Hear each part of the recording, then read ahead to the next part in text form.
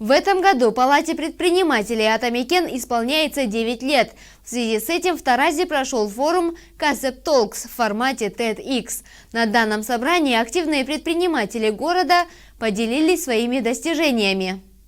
В данном мероприятии приняли участие около 200 предпринимателей. Представителям малого и большого бизнеса были вручены грамоты и благодарственные письма.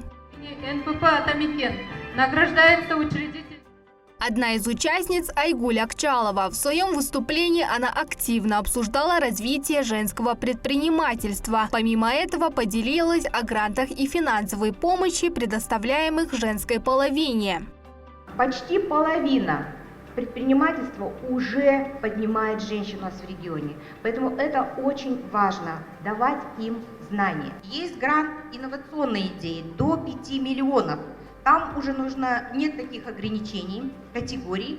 Главное, чтобы идея была инновационна для нашего региона. И до 5 миллионов вы можете получить гранты, безвозвратные деньги. Следующий спикер занимается бизнесом на протяжении 20 лет. Анар Бексултанова, сумевшая прославить свою продукцию не только в области, но и в разных уголках Казахстана, поделилась трудностями, которые сделали ее еще сильнее.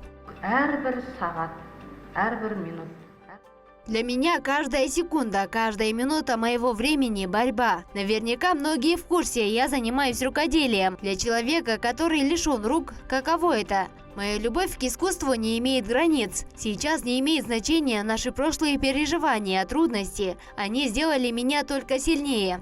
Стоит отметить, в конце встречи состоялась оживленная дискуссия между предпринимателями и участниками.